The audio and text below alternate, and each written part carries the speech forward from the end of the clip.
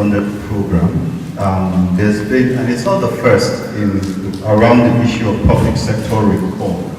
It follows a series of programs over time that have taken various attempts and approaches to looking at how we can deepen governance to deliver development to Nigerians by focusing on the public sector, which is the instrument for the delivery of governance. It's funded and has commenced work from May of last year and will exist till April 2021.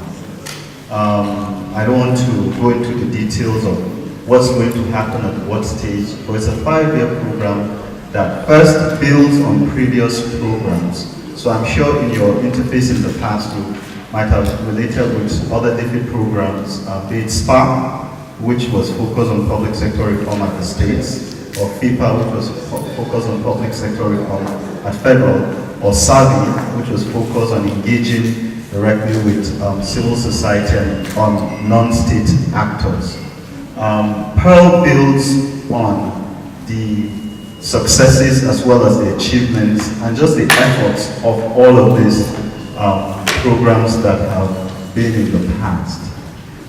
It brings, as a result of that, a wealth of knowledge and experience, both in working in the field and learning and looking at how we evolve. So in terms of how PERL is structured, it's structured a bit differently from what I just mentioned, in that it's one program with 3 pillars. ARC is the first pillar. ARC stands for Accountable, Responsive and Capable Governance. And to put it very simply, think of it this way. ARC looks at, think of PERL as a huge sort of production line. ARC focuses on supply. How do we supply the product? ECP focuses on how do we make sure the market demands for the right product in the right way.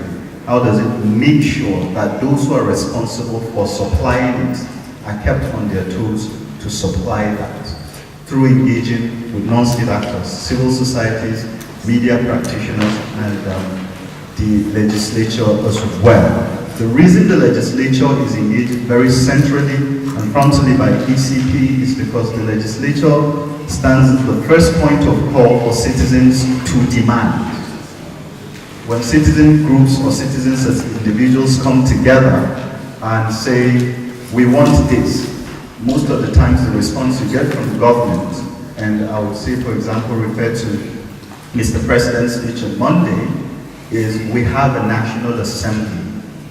You go there and you demand because it's populated by your representatives. So ECP plays a very important role in ensuring that there is a connect between citizens, non-state actors, and not exclusively the legislature, but that frontal focus on the legislature, so that the demand side is taken care of.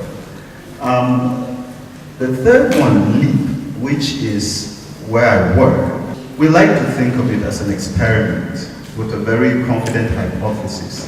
The hypothesis around LEAP is, how does research and evidencing affect policy making generally and influence, as a result of that, public sector reform specifically? And LEAP undertakes that by providing support to the other 2 pillars, as well as engaging directly with policy partners and research partners to, 1, generate the right demand for the right kind of knowledge. So it's not tedious academic type, 1,000-page documents no one within the policy actor space would read.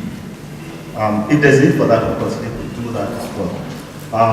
So it focuses on engaging with partners, so that, again, like I mentioned a bit with ECP, there's the right demand at the right contours, at the right fault lines where exactly knowledge to drive policy, public sector reform is required. Then it connects with knowledge generating bodies, think tanks and research organizations that undertake that research. So in a nutshell, that is how PERL is structured. We are presently, if you see where there's the logo around, that's where PERL is situated. That is not a box that that means PERL does not in any way have influence in other states. But PERL operates in areas that we've grown to call the 7 places within the country.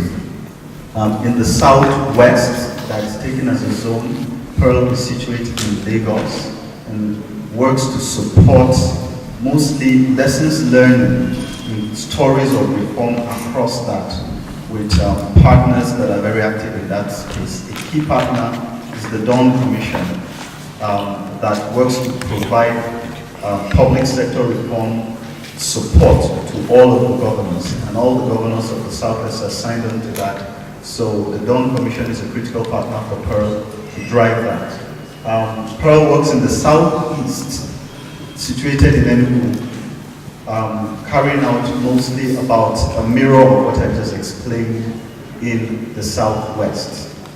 PERL works here in Abuja to focus on national issues which cover both federal and state, and then also federal government agencies. So again, you might work around and interact with PERL staff or PERL advisors, and someone will say, I work with ACT Federal, or I work with ACT in this place, and that's because of the places and how we are spread and situated. PERL also works in specific states, Jigawa, Kano, Kaduna, and we have teams that are based there working directly with all of the partners, as I have explained. And then last but not the least, PERL operates within the Northeast with a focus of, not exclusive, but primarily for now, in Yobe and Borno states. The work that PERL undertakes in the Northeast is a bit unique and in making, and a bit slightly different from what we do in other places, in that there is a direct focus on rebuilding institutions of states and mainstreaming public sector reform. So for PERL's operations in the Northeast, we think that there is an opportunity in rebuilding to get things right from the very architecture of governance in places that is happening. And so PERL works very closely in that respect, and then also works closely with all of the coordination efforts that is going on to bring some coherence to it as humanitarianism is going on in order to rebuild the Northeast following the devastation by insurgency.